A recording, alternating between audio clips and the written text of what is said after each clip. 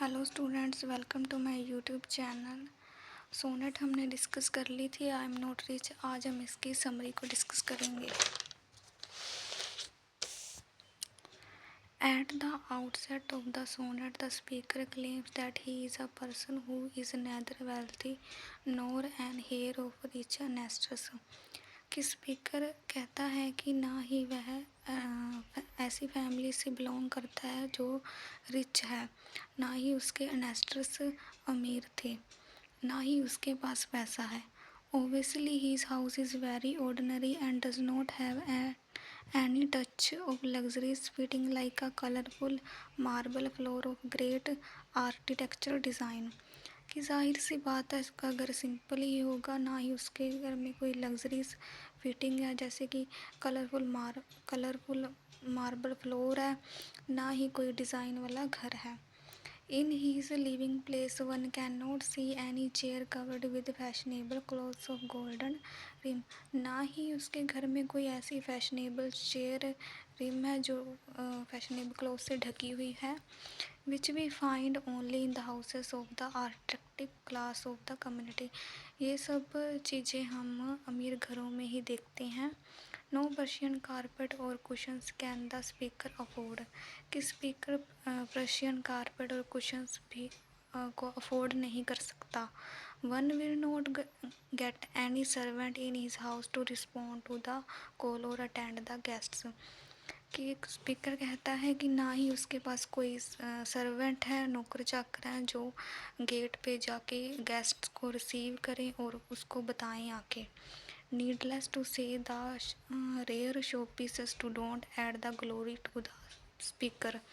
Speaker कहता है कि ना ही उसके पास कोई शो पीसेस है जो उसके घर की सुंदरता को बढ़ाए। The speaker finally bring the issue from the personal perspective to all poor people. Speaker अपना पर्सनल परस्पेक्टिव बताता है गरीब लोगों की तरफ। He clearly expressed his view that no luxuries or comfort has been in the fate of the common people। कि clearly बताता, अपनी व्यूज़ एक्सप्रेस करता है कि गरीब लोगों के भाग्य में ये अच्छी चीज़ें लग्जरीज लाइफ नहीं है। दूसरी light features are only allotted for the privileged classes. ये सारी अच्छे फीचर सारे अमीर लोगों के भाग्य में हैं, जैसे डिज़ाइन वाली चेयर या फिर अच्छा घर या फिर कुशंस कारपेट जो लोग प्रशियन या तुर्किश से मंगवाते हैं। Despite the fact that the unfortunate poor peoples are aware of this amenities. Poors people उन्हें भी पता है कि उनके भाग्य में ये सारी चीज़ें नहीं हैं, वो अवेयर हैं, इस चीज़ों से जागरूक हैं। They do not have any chance to have a look at this things. कि उनके कोई भी चांस नहीं है कि ये चीज़ें वो अफोर्ड कर सके, उन्हें देख सके या उन्हें ले सके।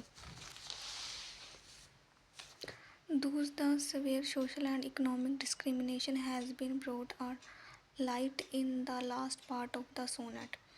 कि लास्ट पार्ट में बताते हैं, डिस्क्रिमिनेशन बताते हैं सोशल और इकोनॉमिक का कैसे बटा हुआ है।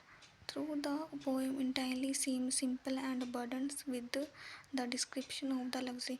पहले पोएम में पहले सिंपल सी लाइफ बताई हुई है रिच लोगों की, अमीर लोगों की। It reveals a subtle fact pictures of the society, the gulf between two surviving class or the society can the social and economic discrimination। कि एक फैक्ट भी है कि एक खाड़ी बनी हुई खाड़ी बीच में है, जो एक तरफ तो अमीर लोग हैं और एक तरफ गरीब लोग हैं। अमीर लोगों के पास बहुत सारा पैसा, गरीब लोगों के थोड़ा सा कम पैसा है। ये सोशल डिस्क्रिमिनेशन को भी दिखाता है कि जो समाज है वो दो भागों में बटा हुआ है, एक गरीब लोग हैं और एक अमीर लोग हैं।